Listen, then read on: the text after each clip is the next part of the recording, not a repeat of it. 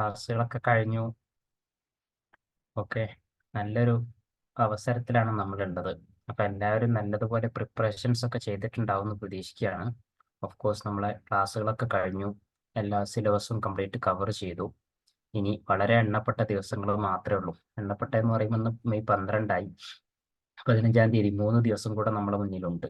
Okay, അപ്പൊ ഇപ്പൊ നമ്മൾ പ്രധാനമായിട്ടും ശ്രദ്ധിക്കേണ്ടത്, നോർമലി എല്ലാ എക്സാമിന് സമീപിക്കുന്നത് പോലെയും ഇത് പ്രത്യേകിച്ച് ഒരു കോമ്പറ്റീറ്റീവ് എക്സാം ആണ്, പ്ലസ് ഒരു എൻട്രൻസ് എക്സാം ആണ്. ഓൾ ഇന്ത്യ ലെവലിൽ നിയർ അബൌട്ട് 17 ലക്ഷത്തോളം കുട്ടികൾ കാൻഡിഡേറ്റ്സ് അപ്പിയർ ചെയ്യുന്ന ഒരു എക്സാം ആണ്. റൈറ്റ്, അപ്പം അതിന്റെ ഒരു സീരിയസ്നെസ്സിൽ നമ്മൾ അതിനെ കാണണം. റൈറ്റ്, അപ്പോൾ പ്രധാനമായിട്ടും ഏതൊരു കോമ്പറ്റീറ്റീവ് എക്സാമിനെയും നമ്മൾ ഫേസ് ചെയ്യുമ്പോൾ രണ്ട് കാര്യങ്ങളാണ് ഏതൊരു എക്സാമിനും ഉള്ളത്. ഒന്ന്, പ്രോപ്പറായിട്ട് നമ്മൾ അതിന്റെ പ്രിപ്പറേഷൻ ചെയ്യുക എന്നുള്ളത്. റൈറ്റ്, പ്രോപ്പറായിട്ട് നമ്മൾ പ്രിപ്പറേഷൻ ചെയ്യും. പിന്നെ നമുക്ക് കോൺഫിഡൻസ് ഉണ്ടാവുക. ഈ രണ്ട് കാര്യങ്ങൾ ഉണ്ടെങ്കിൽ നമുക്ക് ഏത് എക്സാമുകളും ഈസി ആയിട്ട് ക്രാക്ക് ചെയ്യാൻ പറ്റും, ഈസി ആയിട്ട് ക്വാളിഫൈ ചെയ്യാൻ പറ്റും. ശരിക്കും രണ്ടാമത് പറഞ്ഞ ഘടകം, രണ്ടാമത്തെ ഫാക്ടർ കോൺഫിഡൻസ് എന്ന് പറയുന്നത്, അതൊരു പരിധി വരെ നമുക്ക് വരുന്നത് നമ്മളെ പ്രോപ്പറായ പ്രിപ്പറേഷനിലെ കൂടെയാണ്. അപ്പം ഐ വുഡ് സേ ഒരു 80% നിങ്ങൾക്ക് പ്രിപ്പറേഷനും 20% നിങ്ങളെ കോൺഫിഡൻസും ഉണ്ടെങ്കിൽ നിങ്ങൾക്ക് നല്ല രൂപത്തിൽ നല്ലൊരു സ്കോർ തന്നെ CVT-യിൽ നിങ്ങൾക്ക് എല്ലാവർക്കും സ്കോർ ചെയ്യാൻ പറ്റും. റൈറ്റ്, അപ്പം അതാണ് ബ്രോഡായിട്ട് അതിനെപ്പറ്റി പറയാൻ. റൈറ്റ്, പിന്നെ നോർമലി നമ്മളെല്ലാവരും എല്ലാ എക്സാമിനും ശ്രദ്ധിക്കേണ്ട കുറച്ച് കാര്യങ്ങൾ ജസ്റ്റ് ഒന്ന് ഉണർത്തുക മാത്രമാണ് ചെയ്യുന്നത്. റൈറ്റ്, അപ്പോൾ എണ്ണപ്പെട്ട ദിവസങ്ങളേ ഉള്ളൂ, 2-3 ദിവസങ്ങളേ ഉള്ളൂ. അപ്പം ഈ ഒരു 3 ദിവസത്തേക്കുള്ള നിങ്ങളുടെ പ്രിപ്പറേഷൻ സ്ട്രാറ്റജി എന്തായിരിക്കണം? അപ്പൊ എല്ലാവരും നമ്മുടെ ക്ലാസ്സിൽ നമ്മളെല്ലാത്തിൻ്റെയും സിലബസ് കവർ ചെയ്ത് കഴിഞ്ഞു. അപ്പം അത് എല്ലാവർക്കും ക്ലിയർ ആയിട്ടുണ്ടാവും. അതിന്റെ കൂടെ തന്നെ നിങ്ങൾ സെൽഫായിട്ടും ക്ലാസ്സുകളൊക്കെ മനസ്സിലായിട്ടുണ്ടാവും. അതിന് കൂടെ നിങ്ങൾ സെൽഫായിട്ടും കുറച്ച് വർക്കൗട്ട് ചെയ്തിട്ടുണ്ടാവും. ഓഫ് കോഴ്സ് CUT UG ആയതുകൊണ്ട് തന്നെ നമ്മളെ +2-ലുള്ള സബ്ജക്റ്റ് തന്നെയാണ് ഡൊമൈനിലൊക്കെ നമ്മളെ സിലബസ് ആയിട്ട് വരും. പിന്നെ ജനറൽ ടെസ്റ്റും ഇംഗ്ലീഷും ആണ്.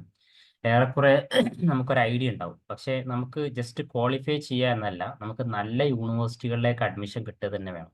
അതിന് നല്ല സ്കോർ ഉണ്ടാവുകയും നല്ല റാങ്ക് ഉണ്ടാവുകയും അനിവാര്യമാണ്.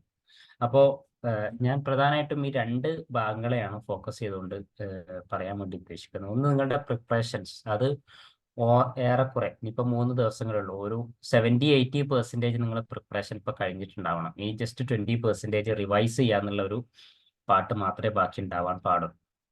പിന്നെ നമ്മുടെ റിമൈനിങ് 20%-ലുള്ള നമ്മളെ കോൺഫിഡൻസ് ബിൽഡിങ്, ഇതിന് വേണ്ടിയിട്ട് നമ്മൾ എന്തൊക്കെ ശ്രദ്ധിക്കണം അത്ര മാത്രമേ ഇന്ന് നമ്മൾ ഡിസ്കസ് ചെയ്യാൻ വേണ്ടി ഉദ്ദേശിക്കുന്നു. ഓക്കെ, അപ്പോൾ ഫസ്റ്റ് ഓഫ് ഓൾ നിങ്ങളെ പ്രിപ്പറേഷനെ പറ്റി പറയാനുള്ളത്, ഇതുവരെ നമ്മൾ സിലബസ് ഒക്കെ കവർ ചെയ്തു. അപ്പം അതുപോലെ ഡെയിലി ടെസ്റ്റുകളും മറ്റ് പ്രാക്ടീസ് ക്വസ്റ്റ്യൻസും എല്ലാം നിങ്ങൾ ചെയ്തിട്ടുണ്ടാവും എന്ന് തന്നെ പ്രതീക്ഷിക്കുകയാണ്. പിന്നെ നമുക്ക് ചെയ്യാനുള്ളത്, നിങ്ങൾ പരമാവധി മോക്ക് ടെസ്റ്റുകൾ ചെയ്യുക. ഒരു എക്സാമിന്റെ ഒരു സ്റ്റൈല് മനസ്സിലാവാൻ വേണ്ടിയിട്ട് മോക്ക് ടെസ്റ്റ് പരമാവധി ചെയ്യുക നിങ്ങൾക്ക് കഴിയുന്നത്ര. പോളിഗ്രാഡ് നിങ്ങൾക്ക് പ്രിപ്പറേഷന് വേണ്ടിയിട്ട് എല്ലാ രൂപത്തിലുള്ള സംഗതികളും ചെയ്തിട്ടുണ്ട്. ഫാക്കൽറ്റീസും കംപ്ലീറ്റ് നിങ്ങൾക്ക് എന്ത് ഡൗട്ട് ഉണ്ടെങ്കിലും അവൈലബിൾ ആയിരിക്കും.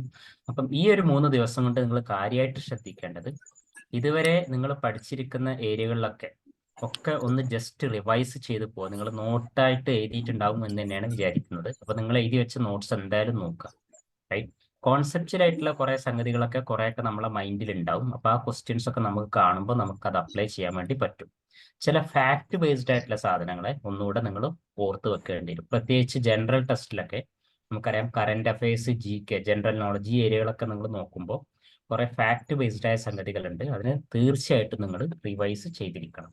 റൈറ്റ്, പിന്നെ പ്രധാനമായിട്ട് നിങ്ങൾ ശ്രദ്ധിക്കേണ്ട മറ്റൊരു കാര്യം, ഓഫ് കോഴ്സ് നിങ്ങൾക്ക് പ്രോപ്പറായിട്ട് പ്രിപ്പറേഷൻ ഉണ്ടായിട്ട് ഇനി നാളെയും മറ്റന്നാളൊക്കെ വളരെ ക്രൂഷ്യൽ ആയിട്ടുള്ള സമയമാണ്.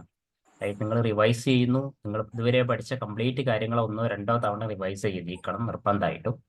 പിന്നെ എക്സാമിന്റെ ഒരു ദിവസം മുമ്പ്, തലേ ദിവസം മുമ്പ് നിങ്ങൾ ഭയങ്കരമായിട്ട് ലേറ്റ് നൈറ്റ് പ്രിപ്പറേഷൻസ് ഒരിക്കലും ചെയ്യരുത്, ദയവ് ചെയ്തിട്ട്.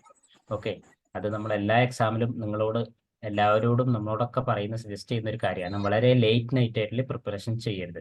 അങ്ങനെ ചെയ്തു കഴിഞ്ഞാൽ ഓഫ് കോഴ്സ് അടുത്ത ദിവസത്തിൽ നമ്മളെ എക്സാമിന് നമ്മളെ എനർജിയെ നല്ലപോലെ ബാധിക്കും. ഓഫ് കോഴ്സ് പല രൂപത്തിലുള്ള അനാലിറ്റിക്കൽ ക്വസ്റ്റ്യൻസ് ഉണ്ടാവും. അപ്പൊ നമുക്ക് പ്രോപ്പറായിട്ട് നമ്മളെ ബ്രെയിൻ വർക്ക് ചെയ്യൂല. അപ്പൊ ഒരിക്കലും എക്സാമിന്റെ തലേ ദിവസം നിങ്ങൾ ലേറ്റ് നൈറ്റ് ആയിട്ട് പഠിക്കരുത്, ഉറക്കം ഒഴിവാക്കിയിട്ട് പഠിക്കരുത്. അതുവരെ നിങ്ങൾ പഠിച്ചോളി, ലേറ്റ് നൈറ്റ് നല്ല രൂപത്തിൽ വളരെ റിലാക്സ് ആയിട്ട് വളരെ കാമായിട്ട് നല്ലപോലെ ഉറങ്ങിയിട്ടൊക്കെ ആയിരിക്കണം പിറ്റേ ദിവസത്തെ എക്സാമിന് പോവേണ്ടത്. റൈറ്റ്. മറ്റൊരു പ്രധാനപ്പെട്ട കാര്യം, നിങ്ങളൊരു കോൺഫിഡൻസ് ലെവൽ ബൂസ്റ്റ് ചെയ്യാൻ വേണ്ടിയിട്ട് ഓഫ് കോഴ്സ് പ്രിപ്പറേഷൻ തന്നെയാണ് 80%. ബാക്കി വരുന്നത് നിങ്ങൾ എക്സാമിന്റെ ദിവസം പോകുമ്പോൾ എക്സാം സെന്റർ എവിടെയെന്ന് കൃത്യമായിട്ട് നിങ്ങൾ അഡ്മിറ്റ് കാർഡിൽ നോക്കിയിട്ട് നിങ്ങൾ മനസ്സിലാക്കണം. അത് ഓഫ് കോഴ്സ് ഇപ്പം നമുക്ക് ഈസിയാണ്, ഗൂഗിൾ മാപ്പും ഒക്കെ ഗൂഗിളിൽ സെർച്ച് ചെയ്ത് കഴിഞ്ഞാൽ നമുക്ക് എവിടെ സെന്റർ കിട്ടിയെന്നൊക്കെ എല്ലാവർക്കും അറിയും. അപ്പം അങ്ങോട്ടേക്ക് എങ്ങനെ ദൂരം എങ്ങനെ എത്താൻ പറ്റും, പബ്ലിക് ട്രാൻസ്പോർട്ട് ആണോ അല്ലെങ്കിൽ നിങ്ങൾ സ്വന്തമായിട്ട് വാഹനമാണോ എങ്ങനെയാണെന്നുള്ളത് നിങ്ങൾ കൃത്യമായിട്ട് അതിനെപ്പറ്റി ഒരു ഐഡിയ ഉണ്ടാക്കിയിരിക്കണം. അപ്പോൾ നമ്മുടെ നാട്ടിലെ അവസ്ഥയാണ്, ഭയങ്കര ചൂടുള്ള ഒരു സമയമാണ്. അപ്പം കാലാവസ്ഥയും അതുപോലെ ട്രാഫിക്കും ഒക്കെ ഉണ്ടെങ്കിൽ അതൊക്കെ നിങ്ങൾ ആൻറ്റിസിപ്പേറ്റ് ചെയ്തിട്ടാണ് നിങ്ങൾ വീട്ടിൽ നിന്ന് എക്സാമിന് വേണ്ടി എക്സാമിന് വേണ്ടിയിട്ട് നിങ്ങൾ ഇറങ്ങേണ്ടത്. അപ്പം വളരെ നിർബന്ധമായിട്ട് നിങ്ങൾ എക്സാം സെന്ററിൽ എക്സാമിന്റെ ഒരു അരമണിക്കൂർ അല്ലെ കഴിയുമെങ്കിൽ 1 മണിക്കൂർ മുന്നേ തന്നെ എത്താൻ പറ്റുമെങ്കിൽ ബെസ്റ്റ്. കാരണം അവിടെ ചെല്ലുമ്പം സെക്യൂരിറ്റി ചെക്കപ്പ് ഉണ്ടാവും, പിന്നെ നിങ്ങളെ ഡോക്യുമെന്റ്സ് ഒക്കെ കാണിക്കേണ്ടി വരും, ഡോക്യുമെന്റ്സ് വെരിഫിക്കേഷൻസ് ഉണ്ടാവും. അപ്പൊ നിങ്ങൾ അഡ്മിറ്റ് കാർഡിൽ പറഞ്ഞിരിക്കുന്ന മുഴുവൻ കാര്യങ്ങൾ നിർബന്ധമായിട്ട് നിങ്ങൾ പാലിക്കുക. നിങ്ങളൊരു ഐഡന്റിറ്റി പ്രൂഫ്, കഴിയുമെങ്കിൽ ആധാറോ ഫോട്ടോ ഐഡന്റിറ്റി ഉള്ള നിങ്ങളൊരു പ്രൂഫ് കൊണ്ടുപോവുക. പിന്നെ ഫോട്ടോസ് വേണമെങ്കിൽ കൈ പിടിക്കാം. അത്രയും കാര്യങ്ങൾ നിർബന്ധമായിട്ടും ചെയ്യാം. എക്സാം സെന്ററിൽ വളരെ നേരത്തെ എത്തിക്കഴിഞ്ഞാൽ, നമ്മൾ ലേറ്റ് ആയിട്ട് എത്തിക്കഴിഞ്ഞാൽ ഒക്കെപാടെ നമ്മൾ ആങ്ഷ്യസ് ആയി പോകും, ഭയങ്കര ആങ്സൈറ്റി വരും. അപ്പോൾ നമ്മൾ ആകെ ബേജാറാവും. അങ്ങനെ ബേജാറാവാതിരിക്കാൻ വേണ്ടിയിട്ട് നമ്മൾ പഠിച്ച് പ്രിപ്പയർ ചെയ്ത കാര്യം പോലും നമുക്ക് പ്രോപ്പറായിട്ട് ഈ കുറഞ്ഞ സമയത്തിനുള്ളിൽ ചിലപ്പോൾ നമുക്ക് എക്സ്പ്രസ് ചെയ്യാൻ പറ്റിക്കൊള്ളണമെന്നുണ്ടാവില്ല. നമ്മളെ ബ്രെയിൻ വർക്കാവില്ല, ആകെപ്പാടെ നമ്മൾ ബത്തപ്പാടായി പോകും. അപ്പം അതിന് വേണ്ടിയിട്ട് നിങ്ങളെ കോൺഫിഡൻസ് ബൂസ്റ്റ് ചെയ്യാൻ വേണ്ടിയിട്ട് നിങ്ങൾ ശ്രദ്ധിക്കേണ്ട വളരെ പ്രധാനപ്പെട്ട ഒരു കാര്യം, നിങ്ങൾ എക്സാം സെന്ററിൽ നേരത്തെ തന്നെ മനസ്സിലാക്കിയിട്ട് എക്സാമിന്റെ വളരെ മുന്നേ തന്നെ നിങ്ങൾ അവിടെ എത്തി കുറച്ചൊക്കെ റിലാക്സ് ആയിട്ട് ചെയ്യും. റൈറ്റ്. അപ്പൊ സ്വാഭാവികമായിട്ട് നിങ്ങൾ പോകുമ്പം ഡോക്യുമെന്റ്സ് ഒക്കെ നിങ്ങളെ കയ്യിൽ കരുതണം. അഡ്മിറ്റ് കാർഡ്, പിന്നെ നിങ്ങളെ ഫോട്ടോ ഉള്ള പ്രൂഫ്, ആധാറോ ഫോട്ടോ അങ്ങനെ വേണമെങ്കിൽ ശ്രദ്ധിക്കുക. പിന്നെ ഓഫ് കോഴ്സ് ചൂടുകാലാണ്, എന്തായാലും നിങ്ങളുടെ കയ്യിൽ വെള്ളമൊക്കെ കരുതാം. റൈറ്റ്, അത് പറയേണ്ട ആവശ്യമില്ല. പിന്നെ ഒരു ബോൾ പെന്ന് ഇങ്ങനത്തെ കാര്യങ്ങളൊക്കെ നിങ്ങൾ ശ്രദ്ധിക്കുക. ട്രാൻസ്പെറന്റ് ആയ ബോട്ടിൽ തന്നെ കൊണ്ടുപോകാം, അല്ലാതെ ചിലപ്പം അവർ അനുവദിച്ചോളണം എന്നുണ്ടാവില്ല. പിന്നെ ഇലക്ട്രോണിക് ഡിവൈസ് ഒന്നും പറ്റൂല, അതൊക്കെ എല്ലാവർക്കും അറിയാം. റൈറ്റ്. അപ്പോൾ ഡോക്യുമെന്റ്സ് ഒക്കെ നിങ്ങൾ ക്ലിയർ ആയിട്ട് എടുത്തു വെക്കണം. പിന്നെ എക്സാമിന്റെ ഒരു സ്ട്രക്ചറിനെ പറ്റി നിങ്ങൾക്ക് എല്ലാവർക്കും അറിയാമായിരിക്കും. CVT എക്സാം എങ്ങനെയാണ് നടക്കുന്നത്. റൈറ്റ്. നിങ്ങൾക്ക് ജനറൽ ടെസ്റ്റ് ഉണ്ടാവും, നിങ്ങളെ ഡൊമൈൻ ഉണ്ടാവും, പിന്നെ ഇംഗ്ലീഷും. റൈറ്റ്. അത് എല്ലാ ക്വസ്റ്റ്യൻസും നിങ്ങൾ അറ്റംപ്റ്റ് ചെയ്യേണ്ടതില്ല. റൈറ്റ്. കാരണം നിങ്ങൾക്ക് ചോയ്സ് ഉണ്ട്. 50 ക്വസ്റ്റ്യൻസ് 40 ചെയ്താൽ മതി. റൈറ്റ്. അതിന് സമയം നിങ്ങൾക്ക് അറിയാം, 3/4 മണിക്കൂറാണ് ഡൊമൈനിനും മറ്റേതിനുള്ള. ജനറൽ ടെസ്റ്റിനാകുമ്പോൾ നിങ്ങൾക്ക് 1 മണിക്കൂറും ഉണ്ടാവും. അതിൽ 50 ക്വസ്റ്റ്യൻസിൽ 75 60 ചെയ്താൽ മതി ജനറൽ ടെസ്റ്റ്. അതൊക്കെ നിങ്ങൾക്ക് അവെയർ ആയിരിക്കും, ക്വസ്റ്റ്യൻസിന്റെ മേലെ എഴുതിയിട്ടുണ്ടാവും. അപ്പം അതിനെപ്പറ്റി കൃത്യമായിട്ട് നിങ്ങൾ ശ്രദ്ധിക്കണം. വളരെ ശ്രദ്ധിക്കേണ്ട മറ്റൊരു കാര്യം, ഇപ്രാവശ്യം നിങ്ങളൊക്കെ അറിഞ്ഞിട്ടുണ്ടാവും, അവെയർ ആയിരിക്കും, പെൻ ആൻഡ് പേപ്പർ ബേസ്ഡ് ആണ് എക്സാം നടക്കാൻ പോകുന്നത് അല്ലേ. അപ്പോൾ കമ്പ്യൂട്ടർ ബേസ്ഡ് അല്ല. അപ്പോൾ ഏതാണ്ട് എല്ലാ സബ്ജക്റ്റുകൾക്കും, ഇപ്പോൾ നമ്മൾ എഴുതുന്ന സബ്ജക്റ്റുകൾക്കൊക്കെ, ജനറൽ ടെസ്റ്റും ഇംഗ്ലീഷും കുറേ ഡൊമൈൻ സബ്ജക്റ്റുകൾക്കൊക്കെ പെൻ ആൻഡ് പേപ്പർ എക്സാം ആണ് നടക്കുന്നത്. അപ്പോൾ നിങ്ങൾ നിർബന്ധമായിട്ടും OMR ഷീറ്റിനെ പറ്റി കൃത്യമായൊരു ധാരണ ഉണ്ടായിരിക്കണം. ഇതുവരെ OMR ഷീറ്റ് ഉപയോഗിച്ചിട്ട് ഒരു എക്സാം എഴുതാത്ത ആളുകളുണ്ടെങ്കിൽ എനിക്ക് തോന്നുന്നു മിക്ക ആളുകളും എഴുതിയിട്ടുണ്ടാവില്ല. PSCന്റെ എക്സാം OMR ബേസ് ചെയ്താണ് ഉണ്ടാവാറുള്ളത്. പണ്ട് നെറ്റിന്റെ എക്സാം OMR ആയിരുന്നു. പക്ഷെ നിങ്ങൾ ആ ലെവലിലേക്ക് എത്താത്തതുകൊണ്ട് OMR നിങ്ങൾക്ക് പരിചയം അല്ലെങ്കിൽ നിർബന്ധമായിട്ടും പോളിഗ്രാഡ് നിങ്ങൾക്ക് അത് പ്രൊവൈഡ് ചെയ്തിട്ടുണ്ട്. ഗ്രൂപ്പിൽ നിങ്ങൾ കണ്ടിട്ടുണ്ടാവും, നിങ്ങളെ മെന്റേഴ്സ് നിങ്ങൾക്ക് തന്നിട്ടുണ്ടാവും. അപ്പം അത് നിർബന്ധമായിട്ട് നിങ്ങളത് പ്രിന്റ് ചെയ്തിട്ട് അത് പ്രോപ്പറായിട്ട് പെൻ ആൻഡ് പേപ്പർ ഉപയോഗിച്ചിട്ട് പ്രാക്ടീസ് ചെയ്ത് തന്നെ പഠിക്കുക. കാരണം ഒന്ന് തെറ്റിക്കഴിഞ്ഞാൽ നിങ്ങൾക്ക് ഒന്നും ചെയ്യാൻ കഴിയില്ല. റൈറ്റ്. 4 ചോയ്സിൽ ABCD നിങ്ങൾ അറിയാതെ തെറ്റായ ഒരു സാധനം നിങ്ങൾ മാർക്ക് ചെയ്ത് കഴിഞ്ഞാൽ നിങ്ങൾക്ക് അത് എറേസ് ചെയ്യാനൊന്നും കഴിയില്ല. കമ്പ്യൂട്ടറിലാണെങ്കിൽ കൃത്യമായിട്ട് നിങ്ങൾക്ക് അത് ഒഴിവാക്കിയിട്ട് വേറെ ഓപ്ഷനൊക്കെ തിരഞ്ഞെടുക്കാൻ പറ്റും. ഇവിടെ നിങ്ങൾ റോങ് ആയ ഒരു ആൻസർ ടിക്ക് ചെയ്ത് കഴിഞ്ഞാൽ പിന്നെ ഒന്നും ചെയ്യാൻ കഴിയില്ല, അത് പോയി പോകും. പിന്നെ ശരി വേറെതും നിങ്ങൾ ടിക്ക് ചെയ്താൽ, അപ്പൊ 2 ചോയ്സ് നിങ്ങൾ ടിക്ക് ചെയ്ത് കഴിഞ്ഞാൽ നിങ്ങൾ രണ്ടും ഇൻവാലിഡ് ആയി പോകും. അപ്പൊ കൃത്യമായി ശരി എന്താണോ അത് മാത്രമേ നിങ്ങൾ ടിക്ക് ചെയ്യാവൂ. പിന്നെ ആ മാർക്ക് ചെയ്യുന്നതിനൊക്കെ ഒരു പ്രത്യേകം ഇൻസ്ട്രക്ഷൻസ് ഉണ്ട്. അങ്ങോട്ടും ഇങ്ങോട്ടും തെറ്റാൻ പാടില്ല, ഓവറായിട്ട് കർപ്പിക്കാൻ പാടില്ല. അപ്പൊ ആ കാര്യങ്ങൾ നിർബന്ധമായിട്ട് നിങ്ങൾ ശ്രദ്ധിക്കുക. OMR ഷീറ്റ് ഇതിൽ ആരെങ്കിലും കാണാത്ത ആരെങ്കിലും ഉണ്ടോ? പ്രിന്റ് ചെയ്യാത്ത ആരെങ്കിലും ഉണ്ടോ? പ്രിന്റ് ചെയ്യാൻ നിങ്ങളെ മെന്റേഴ്സ് കൃത്യമായിട്ട് നിങ്ങളോട് പറഞ്ഞിട്ടില്ലേ? എനിബഡി? ആരെങ്കിലും OMR ഷീറ്റ് പ്രിന്റ് ചെയ്യാത്ത ആരെങ്കിലും ഉണ്ടെങ്കിൽ ഒന്ന് പറഞ്ഞാൽ. എല്ലാവരും പ്രിന്റ് ചെയ്തില്ലേ? ചാറ്റ് ബോക്സിൽ പറയൂ, പ്രിന്റ് ചെയ്ത് നോക്കിയിട്ട് അത് കറുപ്പിച്ച് നോക്കിയിട്ടുണ്ടോ? നമ്മൾ തന്നെയല്ലേ ഉള്ളൂ, അപ്പൊ നമുക്ക് ചോദിക്കാം. ചാറ്റ് ബോക്സിൽ പറയണം. ഓക്കെ, ചെയ്തിട്ടുണ്ടെന്നാണ് പറയുന്നത്. ബാക്കി എല്ലാവരും പറയൂ. എല്ലാവരും പ്രിന്റ് ചെയ്ത് നോക്കിയിട്ടുണ്ടോ? ഒരു തവണയെങ്കിലും. ഒരു തവണ പോരാ, ഈസിയാണ്. നിങ്ങൾ പ്രിന്റ് എടുക്കുമ്പോൾ കുറച്ച് കോപ്പീസ് അങ്ങോട്ട് എടുക്കാം, എന്നിട്ട് നിങ്ങൾ ചെയ്ത് നോക്കുക, പ്രാക്ടീസ് ചെയ്ത് നോക്കുക. അങ്ങനെ ചെയ്താൽ നിങ്ങൾക്ക് ഒരുപാട് ബെനിഫിറ്റ് അതുകൊണ്ടുണ്ട്. ഓക്കെ, സുഹൈല, ഹസന, ഹാജിറ ഒക്കെ പറയുന്നു ചെയ്തിട്ടുണ്ട്. ഓക്കെ, ആരെങ്കിലും ചെയ്യാത്തവരുണ്ടെങ്കിൽ നിർബന്ധമായിട്ടും ചെയ്തിരിക്കുക. കാരണം ദാറ്റ് ഈസ് എക്സ്ട്രീംലി ക്രൂഷ്യൽ. നിങ്ങളെ സമയം അത് നല്ലപോലെ സേവ് ചെയ്യാൻ വേണ്ടിയിട്ട് സഹായിക്കും. എന്ന് മാത്രമല്ല, നിങ്ങൾക്ക് എക്സാമിൽ അങ്ങോട്ടും ഇങ്ങോട്ടും പ്രോബ്ലംസ് ഇല്ലാതിരിക്കാൻ വേണ്ടിയിട്ടും വളരെയധികം ഹെൽപ്ഫുൾ ആണ്. പിന്നെ നിങ്ങൾ വളരെയധികം ശ്രദ്ധിക്കേണ്ട ഒരു കാര്യം, നെഗറ്റീവ് മാർക്ക് ഉണ്ട് എന്നുള്ള എല്ലാവർക്കും അറിയാലോ. അപ്പോൾ അതെപ്പോഴും നിങ്ങളുടെ എക്സാമിൽ നിങ്ങളുടെ മൈൻഡിൽ വേണം. നിങ്ങൾക്ക് അറിയാവുന്ന മൾട്ടിപ്പിൾ ചോയ്സ് ക്വസ്റ്റ്യൻസ് ആയതുകൊണ്ട് ജസ്റ്റ് ടിക്ക് ചെയ്ത് പോകാൻ പാടില്ല. കാരണം 5 മാർക്ക് ശരി ഉത്തരത്തിനുണ്ടെങ്കിൽ 1 മാർക്ക് നെഗറ്റീവ് മാർക്ക് ഉണ്ട്, റൈറ്റ്? അപ്പോൾ അവിടെ 20% അവിടെ നിങ്ങൾക്ക് നെഗറ്റീവ് മാർക്കാണ്. അപ്പം ഓവറോൾ നിങ്ങൾക്ക് കുറെ ശരി കിട്ടി, കുറെ തെറ്റ് വന്നു കഴിഞ്ഞാൽ നിങ്ങളുടെ ടോട്ടൽ സ്കോറിനെ നല്ലപോലെ ബാധിക്കും. അപ്പം അതിനുവേണ്ടി നിങ്ങൾക്ക് കൃത്യമായിട്ടൊരു സ്ട്രാറ്റജി വേണം. ഒന്ന്, നിങ്ങൾക്ക് ടൈമിനെ പറ്റി കൃത്യമായ ഒരു അവയർനെസ് വേണം. നിങ്ങൾക്ക് 1 മണിക്കൂറാണ് ജനറൽ ടെസ്റ്റ് വരുന്നതെങ്കിൽ നിങ്ങൾക്ക് അതിനകത്ത് 60 ക്വസ്റ്റ്യൻസ് ചെയ്യണം. അതിൽ പല ടൈപ്പ് ഓഫ് ക്വസ്റ്റ്യൻസ് ഉണ്ട്. ചില ക്വസ്റ്റ്യൻസ് വളരെ സ്ട്രൈറ്റ് ഫോർവേഡ് ആയിരിക്കും, അതിൽ നിങ്ങൾക്ക് കുറെ സമയത്തിന്റെ ആവശ്യം വരില്ല, റൈറ്റ്? എല്ലാ ക്വസ്റ്റിനും 1 മിനിറ്റിന്റെ ആവശ്യം ഉണ്ടാവില്ല. അപ്പം ഒരു ഫാക്ട് ബേസ്ഡ് ആയിട്ടുള്ള ഒരു ക്വസ്റ്റൻ ആണെങ്കിൽ കുറെ ചിന്തിക്കേണ്ട ആവശ്യമില്ല. ജസ്റ്റ് പെട്ടെന്ന് ടിക്ക് ചെയ്ത് പോവുക.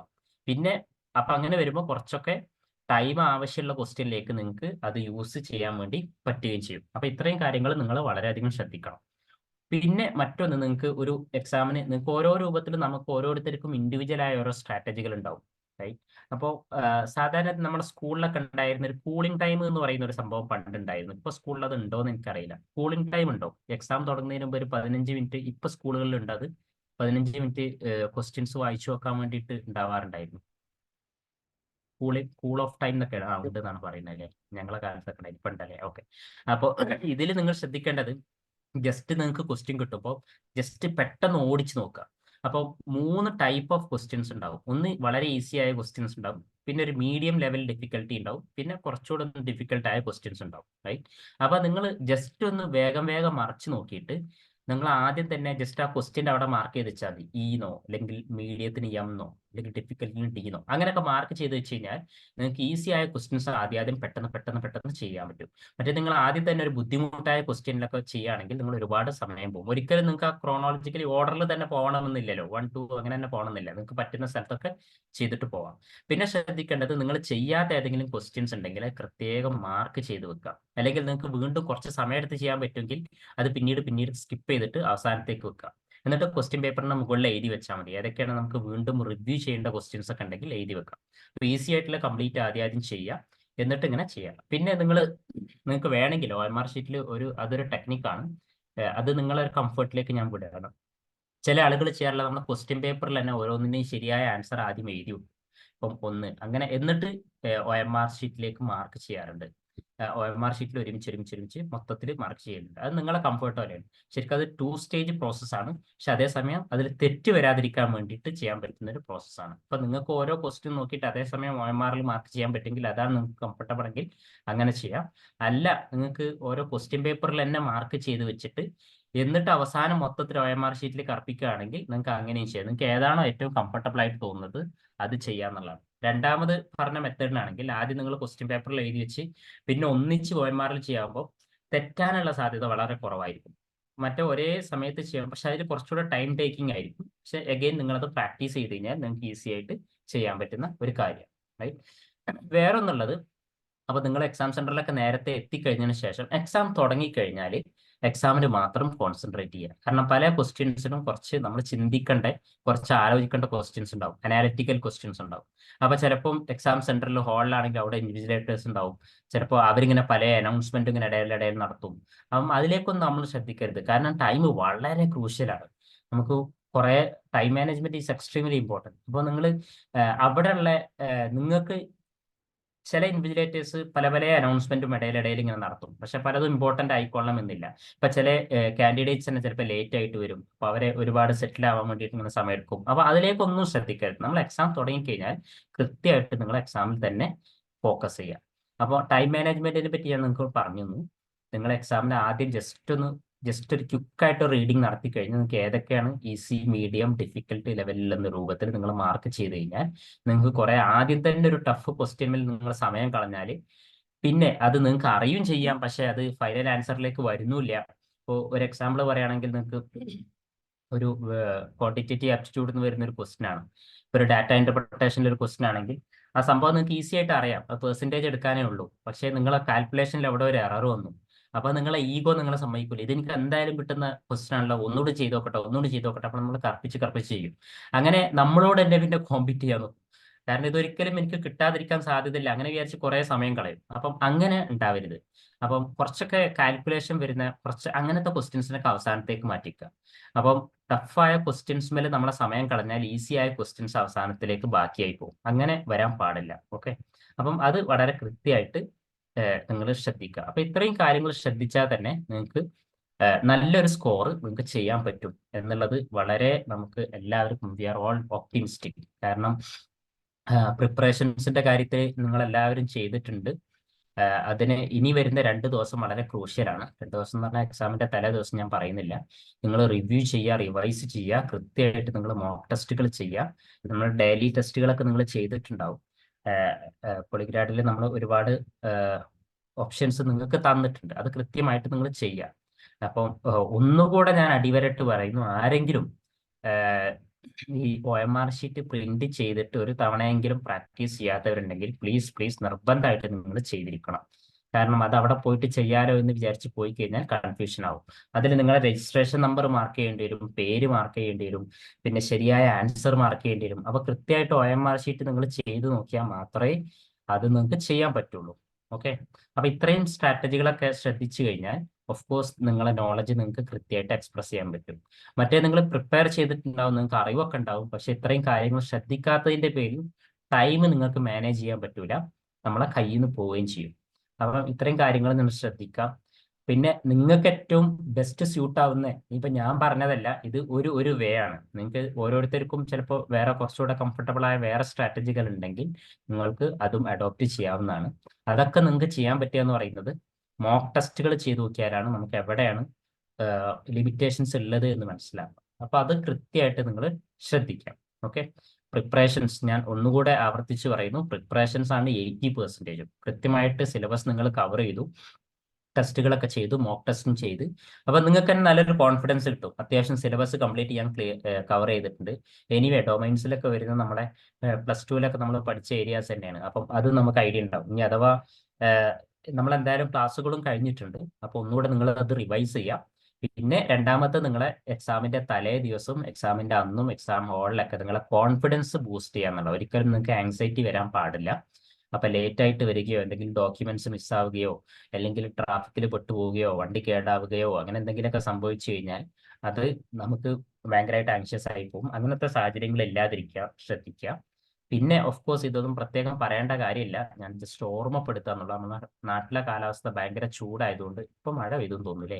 ഞാൻ ഡൽഹിയിലാണ്, കഴിഞ്ഞ ദിവസം ഉമ്മ പറയുണ്ടായിരുന്നു മഴ പെയ്തുല്ലേ. എനിവേ ചൂടാണെങ്കിലും മഴയാണെങ്കിലും, മഴ പെയ്തോ? ഇന്നൊക്കെ മഴ ഉണ്ടോ? എന്തായാലും നിർബന്ധമായിട്ട് നിങ്ങൾ ഒരു കുടയൊക്കെ കയ്യിൽ പിടിക്കുക. കുട അതുപോലെ വാട്ടർ ബോട്ടിൽ ഒക്കെ പെയ്തെന്ന് അറിയുന്നു. അപ്പൊ മഴയാണെങ്കിൽ എന്തായാലും കുട ആവശ്യം വരും. ഇനി വെയിലാണെങ്കിലും കുട ഉപയോഗിക്കാം. നമ്മൾ വെയിലൊക്കെ കൊണ്ടിട്ട് ഭയങ്കര ക്ഷീണിച്ച എക്സാമുകളിലൊക്കെ ചെന്ന് കഴിഞ്ഞാൽ ചിലപ്പോൾ നമുക്ക് അത്ര നല്ല രൂപത്തിൽ പെർഫോം ചെയ്യാൻ പറ്റില്ല, തലവേദനയൊക്കെ എടുക്കുകയും. അപ്പൊ അത്തരം കാര്യങ്ങൾ നിങ്ങളെ പേഴ്സണലി ഓരോരുത്തർക്കും ചിലപ്പോൾ എന്തെങ്കിലും അസുഖമൊക്കെ ഉള്ളവരാണെങ്കിൽ ആ കാര്യങ്ങൾ വളരെയധികം ശ്രദ്ധിക്കുക. നിങ്ങൾ കഴിക്കുന്ന ഫുഡും ഒക്കെ, ചിലപ്പം ആസ്മയുള്ള ആളുകളൊക്കെ ഉണ്ടാവും, അല്ലെങ്കിൽ ഈ വെയിൽ കൊണ്ട് കഴിഞ്ഞാൽ തലവേദന വരുന്ന ആളുകളൊക്കെ ഉണ്ടാവും. അത്തരം കാര്യങ്ങളൊക്കെ ശ്രദ്ധിക്കുക. കാരണം എക്സാം സെന്ററിൽ നമുക്ക് ഫോക്കസ് ചെയ്യാൻ പറ്റുക എന്നുള്ളത്, നമ്മളെ mental presence is extremely important. നമുക്ക് നോളജ് ഒക്കെ ഉണ്ട്, പക്ഷെ ആ ഒരു കൃത്യസമയത്തിന്റെ ഉള്ളിൽ ടൈം ബോണ്ടഡ് ആയിട്ട് നമ്മൾ ചെയ്യാവുമ്പോൾ ചിലപ്പോൾ നമുക്കത് ചെയ്യാൻ പറ്റിക്കൊള്ളുന്നുണ്ടാവില്ല. പിന്നെ കട്ട് ഓഫിനെ പറ്റിയും അതൊന്നും നിങ്ങൾ ഭയങ്കരമായിട്ട് വറീഡ് ആവേണ്ട ആവശ്യമില്ല. ചിലപ്പോൾ ഒരു പക്ഷേ എക്സാം കുറച്ച് ടൈറ്റ് ആവും. ടൈറ്റ് ആകുമ്പോൾ it's tight for all, easy ആകുമ്പോൾ it's easy for all, right? അപ്പോൾ അതിനെപ്പറ്റി നമ്മൾ ഭയങ്കര വറീഡ് ആവേണ്ട കാര്യമില്ല. നമ്മൾ കൃത്യമായിട്ട് പ്രിപ്പയർ ചെയ്യുക, സ്ട്രാറ്റജികളൊക്കെ ഫോളോ ചെയ്യുക. നെഗറ്റീവ് മാർക്ക് ഉണ്ട് എന്നുള്ള ഓർമ്മ ഉള്ളത് കൊണ്ട് തന്നെ എല്ലാ ക്വസ്റ്റ്യൻസും പോയിട്ട് അറ്റംപ്റ്റ് ചെയ്യേണ്ട കാര്യമില്ല. നിങ്ങൾക്ക് അത്യാവശ്യം ഒരു 80% ശരിയാണെന്ന് നിങ്ങൾക്ക് ഉറപ്പുള്ള എല്ലാ ക്വസ്റ്റ്യൻസും ചെയ്യാം. എന്നിട്ട് അഥവാ നിങ്ങൾക്ക് ഉറപ്പായിട്ടുള്ള ക്വസ്റ്റ്യൻസ് തീരെ കിട്ടിയില്ലെങ്കിൽ മാത്രമേ നിങ്ങൾ റിസ്ക് എടുക്കാവൂ. കാരണം ഓഫ് കോഴ്സ് നിങ്ങൾക്ക് അറിയാം, അത് എലിമിനേഷൻ മെത്തേഡ് എന്ന് പറയും, നമ്മൾ ക്ലാസ്സിലൊക്കെ ഡിസ്കസ് ചെയ്തൊരു കാര്യമാണ്. അപ്പൊ കാരണം 4 ഓപ്ഷൻസ് എയും ബിയും സിയും ഡിയും ഉണ്ടെങ്കിൽ ചില ക്വസ്റ്റ്യൻസ് ചിലപ്പം അവർ മനഃപൂർവ്വം ഡെലിബറേറ്റ് ആയിട്ട് ലോങ് ആക്കിയിട്ട് ചോദിക്കുന്ന ഒരു സ്റ്റൈൽ ഉണ്ട്. ഓൾറെഡി ഒരു 2 സ്റ്റേറ്റ്മെന്റ് ഒക്കെയാണ് അവർ ചോദിക്കുന്നതെങ്കിൽ പോലും ഇപ്പോൾ അസേർഷൻ അതുപോലെ അങ്ങനത്തെ ക്വസ്റ്റ്യൻസ്, അല്ലെങ്കിൽ ഇപ്പോൾ ഈസി ആയിട്ടുള്ള മാച്ച് ദ ഫോളോയിങ് ആയിട്ടുള്ള ക്വസ്റ്റ്യൻസ് ഉണ്ടാവും. എ ആൻഡ് ബി 2 കോളം ഉണ്ടാവും. എന്നിട്ട് അതിൽ തന്നെ എ ബി, അത് പല ABDC അല്ലെങ്കിൽ ABCD അങ്ങനെ പറഞ്ഞിട്ട് 4 ഓപ്ഷൻസ് കൊടുത്തിട്ട് ഭയങ്കര ലോങ് ആക്കി ക്വസ്റ്റ്യൻസ് കാണിക്കും. പക്ഷെ അത് സംഭവം അതിലെ കണ്ടന്റ് ഈസി ആയിരിക്കും, പക്ഷെ അത് കാണുമ്പോൾ അത് ഭയങ്കര വലിയൊരു ക്വസ്റ്റ്യൻ ആണല്ലോ എന്നുള്ള സംശയം നമുക്ക് വന്നിട്ട് നമുക്ക് കുറച്ചൊരു പ്രയാസം തോന്നും. അത് നമുക്ക് സൈക്കോളജിക്കലി ഒരു സംഭവമാണ്. അപ്പൊ നിങ്ങൾ അതിലൊക്കെ ശ്രദ്ധിക്കേണ്ട ഓപ്ഷൻസ് ഉള്ളത് കൊണ്ട് തന്നെ ഓഫ് കോഴ്സ് നിങ്ങൾക്ക് നിങ്ങൾ പഠിച്ചു വെച്ച നോളജ് അനുസരിച്ച് പല സംഗതികളും നമുക്ക് എലിമിനേറ്റ് ചെയ്യാൻ പറ്റും. ഓഫ് കോഴ്സ് 4 ഓപ്ഷൻസ് ഉണ്ടെങ്കിൽ ചിലപ്പോൾ കൃത്യമായിട്ട് നമുക്ക് ചില ക്വസ്റ്റ്യൻസ് ഇന്നതാണെന്ന് മനസ്സിലാവില്ല. പക്ഷെ നമുക്ക് ഓഫ് കോഴ്സ് 2 ആൻസർ അല്ല എന്നുള്ളത് കൃത്യമായിട്ട് മനസ്സിലാവും. അപ്പം അതൊക്കെ എലിമിനേറ്റ് ചെയ്തിട്ട് ബാക്കി വരുന്നിടത്തൊക്കെ ഭയങ്കരമായിട്ട് ബ്ലൈൻഡ് ഗസ് ചെയ്യാതെ കുറച്ചുകൂടെ ഭയങ്കരമായിട്ട് ഇൻഫോംഡ് ആയിട്ടുള്ള ഗസ്സുകളെ ചെയ്യാവൂ. ഓഫ് കോഴ്സ് നെഗറ്റീവ് മാർക്ക് ഉണ്ട് എന്നുള്ള ഓർമ്മ നിങ്ങൾക്ക് വേണം. അപ്പം ഇത്രയും കാര്യങ്ങളൊക്കെയാണ് നിങ്ങൾ ശ്രദ്ധിക്കേണ്ടത്. വേറെ എന്തെങ്കിലും ഉണ്ടെങ്കിൽ നമുക്ക് ചോദിച്ചു കഴിഞ്ഞാൽ നമുക്കത് ഡിസ്കസ് ചെയ്യാം. ഒന്നുകൂടെ ആവർത്തിച്ച് പറയുന്നു, നിങ്ങളെ പ്രിപ്പറേഷൻസ് അതിലൊരു കോംപ്രമൈസും ഇല്ല. അത് ചെയ്താൽ തന്നെ നിങ്ങളെ കോൺഫിഡൻസ് കൂടും. പിന്നെ രണ്ടാമത് നിങ്ങളെ കോൺഫിഡൻസിൽ ഫോക്കസ് ചെയ്യുക. കോൺഫിഡൻസ് ഫോക്കസ് ചെയ്യുക പറഞ്ഞാൽ എക്സാമിന്റെ തലേ ദിവസത്തെ ഉറക്ക്, നിങ്ങളെ ഹെൽത്ത്, എക്സാമിന്റെ അന്ന് നിങ്ങൾ സെന്ററിൽ എത്തുന്നത്, എക്സാം ഹാളിൽ നിങ്ങളുടെ മെന്റൽ പ്രസൻസ്, ഈ എല്ലാ കാര്യങ്ങളും. ഓക്കെ, നമ്മളെ ഓൾ ഓവർ ഇന്ത്യ 17 ലക്ഷത്തോളം കുട്ടികൾ അപ്പിയർ ചെയ്യുന്ന ഒരു എക്സാം ആണ്. അപ്പം അതിൻ്റെതായ ഒരു സീരിയസ്നെസ് ഉണ്ട്. ഓക്കെ, അപ്പോൾ ഇതിൽ ജസ്റ്റ് ക്വാളിഫൈ ചെയ്യാന്നല്ലല്ലോ, നമുക്ക് നല്ല സ്കോർ വേണം, നല്ല യൂണിവേഴ്സിറ്റികളിൽ തന്നെ അഡ്മിഷൻ കിട്ടണം. നമ്മളെ ലൈഫിൽ വളരെ ക്രൂഷ്യൽ ആയ ഒരു സംഭവമാണ്. കാരണം നമ്മളെ കരിയറിനെ തീരുമാനിക്കുന്നതിൽ വളരെ ഇമ്പോർട്ടൻ്റ് ആയ ഒരു എക്സാം ആണ്. അപ്പം ആ ഒരു സീരിയസ്നെസ്സോട് കൂടെ തന്നെ നിങ്ങൾ ചെയ്യുക. എന്തെങ്കിലും ഡൗട്ടിൽ ആർക്കെങ്കിലും ഉണ്ടെങ്കിൽ ഇനിയും 2-3 ദിവസങ്ങൾ നമ്മളെ മുന്നിലുണ്ട്. അത് നിർബന്ധമായിട്ടും കൃത്യമായിട്ട് നിങ്ങളത് യൂട്ടിലൈസ് ചെയ്യാം. ഫാക്കൽറ്റീസിനോട് ചോദിക്കുക, നിങ്ങളെ മെന്റേഴ്സിനോട് ചോദിക്കുക. നിങ്ങൾക്ക് മനസ്സിലായിട്ടില്ലെങ്കിൽ വീണ്ടും ചോദിക്കുക, അത് ആവർത്തിച്ച് തരും, ആവർത്തിച്ച് പറഞ്ഞു തരും. നിങ്ങൾക്കൊക്കെ മനസ്സിലാവണം, കാര്യങ്ങൾ മനസ്സിലാവണം, എല്ലാവർക്കും നല്ല സ്കോർ ഉണ്ടാവണം. അത് മാത്രമാണ് പോളിഗ്രാഡിൽ നമുക്ക് ലക്ഷ്യമുള്ളത്. എല്ലാവർക്കും നല്ല സ്കോർ ഉണ്ടാവാൻ, നല്ല യൂണിവേഴ്സിറ്റികളിലേക്ക് അഡ്മിഷൻ കിട്ടുക എന്നുള്ള ഒരു ഉറപ്പ്, ഒരു നിർബന്ധ ബുദ്ധി പോളിഗ്രാഡിനുണ്ട്. അതുകൊണ്ടാണ് ഇങ്ങനെയൊക്കെ പറയുന്നത്. ഓക്കെ, അപ്പം എല്ലാവർക്കും നല്ല വിജയം ഉണ്ടാവട്ടെ, എക്സാമിലൊക്കെ നല്ല രൂപത്തിൽ പെർഫോമൻസ് ചെയ്യാൻ സാധിക്കട്ടെ എന്ന് ആശംസിക്കുകയാണ്.